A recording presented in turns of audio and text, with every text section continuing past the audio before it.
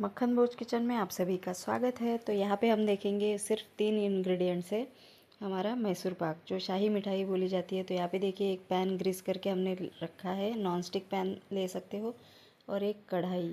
तो 1.5 कटोरी हमने शक्कर ली है और 1 कटोरी बेसन, 1 कटोरी घी।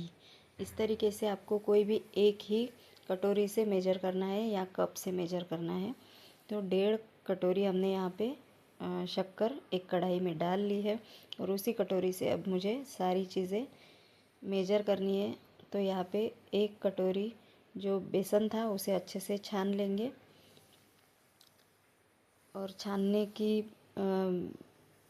जो है एक प्रोसेस हमें फॉलो करनी ही है, क्योंकि बहुत बार इसे कोई स्किप कर देता है पर उसकी जो लम्स रह जाते हैं फिर, तो उसकी वजह से भी बहुत प्रॉब्लम होती है। तो 1 कटोरी जो हमने घी लिया था वो अच्छे से मेल्ट करके ही लिया था। तो यहाँ पे देखिए आधी कटोरी हमें यहाँ पे यूज़ करना है और आधी कटोरी बाद में यूज़ करेंगे। तो इस तरीके से हमने देखिए प्रॉपर आधी कटोरी यहाँ पे ले लिया है, और बस इसे कंटिन्यूसली चलाकर एक पेस्ट बना लेना है। तो आपको नज़र ही आएगा ये किस तरीके से एक पेस्ट बन के तैयार होगा, और इतने से पेस्ट में आपके ढेर सारे मैसूर पाक बन के रेडी होंगे।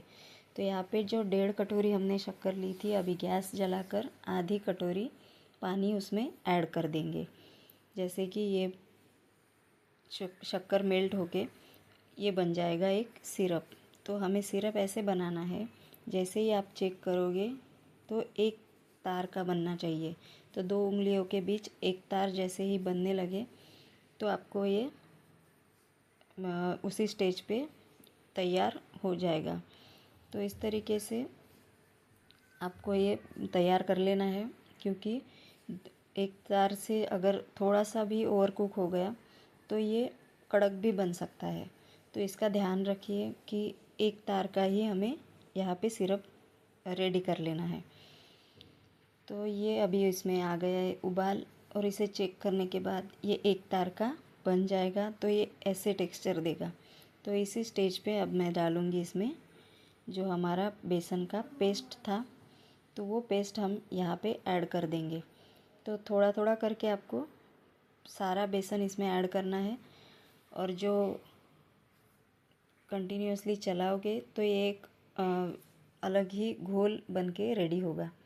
तो ये हमारा बस घी में हमने जो पेस्ट बनाया था और कच्चा बेसन का ही पेस्ट है, तो जो कि यहाँ पे अच्छे से पक भी जाएगा, भुन भी जाएगा, और हमारा जो है चाशनी में तैयार भी हो जाएगा। तो आपका धीरे धीरे करके मैसूर पाक भी रेडी हो जाएगा, और कच्चा जो बेसन है वो भी भुन जाएगा, क्योंकि भुनने की प्रोसेस ऐसी ही होती है। अगर आप घी में भुनोगे तब भी बेसन ऐसे ही भुनना पड़ेगा, अगर आप चाशनी में भुनोगे तभी ऐसे ही भुनना पड़ेगा। तो इसकी जो धीमी धीमी खुशबू भी आएगी, भुनने की एक प्रोसेस भी कंप्लीट होगी, और आपका जो है मैसूर पाक भी रेडी होगा। तो इस तरीके से 2 से 3 प्रोसेस हम एट अ टाइम इसमें बनाते हैं। तो इसीलिए तो ये मैसूर पाक हुआ ना। तो कच्चा बेसन मतलब कच्ची जो स्मेल आती है बेसन की, उससे ये जो खुशबू आएगी तो ये एक मिठाई अलग ही बन के रेडी होती है। तो इसीलिए ये बड़ों से बच्चों तक सभी को पसंद आती है। और ये एक शाही मिठाई है, जैसे कि पहले के ज़माने में राजा महाराजा भी खाया करते थे। अब हम मार्केट से लाते हैं, पर मार्केट में जो ऑयल वगैरह यूज़ होता है, तो आप देख पा रहे हो इसमें टेक्सचर भी कैसे आ रहा है। तो थोड़ा थोड़ा करके हमें जो बचा हुआ घी था, जो आधी कटोरी, तो हमें 3-3 चम्मच यहाँ पे ऐड करना है। 3 चम्मच अभी थोड़ा सा और चलाएंगे, फिर बीच में फिर से 3 चम्मच लगाएंगे, और 3 से 4 बैच में हम पूरा घी इसमें ऐड कर लेंगे। तो जैसे कि इसमें जाली आने की प्रोसेस में भी ये हेल्प करता है। घी जैसे जैसे आप डालोगे तो आपको दिखेगा कि ये गाढ़ापन तो देगा ही, पकेगा भी और जाली भी अच्छे से देगा। तो इस तरीके से, और घी से ये एक होता है कि आप इसकी जगह ऑयल भी ले सकते हो, पर ऑयल में जो टेस्ट होता है और घी का जो भी मिठाई आप बनाओगे तो एक अलग ही स्वाद उसमें आता है। तो इस तरीके से देखिए कंटिन्यूअस चलाने के बाद ये गाढ़ापन आ रहा है, और लास्ट में जब तक ये कढ़ाई छोड़ ना दे तब तक आपको ये प्रोसेस कंटिन्यूअसली करते रहना है, और जब तक इसमें जाली नज़र ना आए। तो ये जाली नज़र आएगी ही, बिल्कुल लो फ्लेम पे ही आपको इसे चलाते रहना है। ये एक मेहनत वाला थोड़ा सा काम है इसमें, कि इसको कंटिन्यूअसली चलाते रहना है, छोड़ना नहीं है। तो ये करते हुए तो दूसरा काम भी आप कर नहीं सकते हो। तो इस तरीके से 3 चम्मच दूसरी बैच, ऐसे करते करते हम 3 से 4 बैच में भी इसे ऐड करके रख सकते हैं। तो आप मैक्सिमम 3 बैच में इसे ऐड कर दीजिए, और धीरे धीरे चलाते जाओगे। जैसे जैसे ये कढ़ाई छोड़ेगी वैसे वैसे ये तैयार होगा। तो बाहर से खाने से अच्छा है कि आप घर पे भी ढेर सारे बना के खा सकते हो। और घी का अगर हो तो घी में एक अलग ही स्वाद होता है, जो मिठाई में चेंज करता है, क्योंकि वो खाने का मन करता है। जो ऑयली चीज़ें मीठे में खाने का मन नहीं करता। तो इस तरीके से अब देखिए गाढ़ापन बहुत बढ़ गया है, और एक बार हम घी डालेंगे और इसे तैयार कर लेंगे। जैसे ही जाली आएगी वैसे ही आपको एक पैन रेडी ही रखना है, ग्रीस करके। एक पैन लो या प्लेट लो, पर ग्रीस करके, घी से ही ग्रीस करके आपको रखना है, क्योंकि ये झट से आपको ट्रांसफ़र उसमें करना है। और इसका जो है हम प्रेस भी नहीं कर सकते, कुछ भी नहीं कर सकते, बस आपको डाल के रखना है। जैसे ही ये सेट होगा वैसे ही आपको बनाना है। ये मिठाई ही अलग रहती है, जो ऐसे ही आपको बनानी रहती है।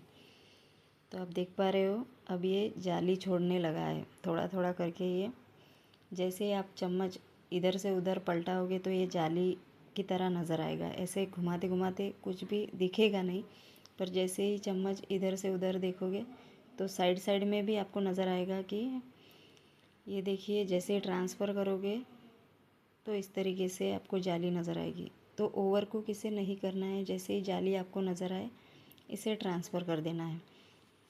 बस ऐसे ही आप रख सकते हो। तो इसको ऊपर से हम ना प्रेस कर सकते हैं और कुछ भी नहीं, क्योंकि ये जाली हमें प्रॉपर चाहिए। तो जाली की वजह से तो ये मैसूर पाक नज़र आता है और समझ में भी आता है। तो अभी मैंने कलर नहीं डाला है, तो आपको ये अगर विदाउट कलर चाहिए तो आप ऐसे भी रख सकते हो।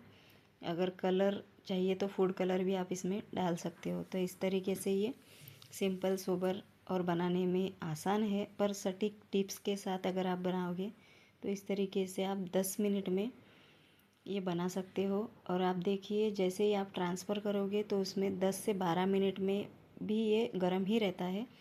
तो 10 से 12 मिनट ठंडा कर लीजिए, और इसमें चाकू से जितनी आपको बड़ी चाहिए ये जो मैसूर पाक की बड़ी, तो उतना आप इसे कट कर सकते हो, या फिर छोटे छोटे भी बना सकते हो। तो ऐसे रख लीजिए, और मैक्सिमम आधे या 1 घंटे के लिए ठंडा कर लीजिए।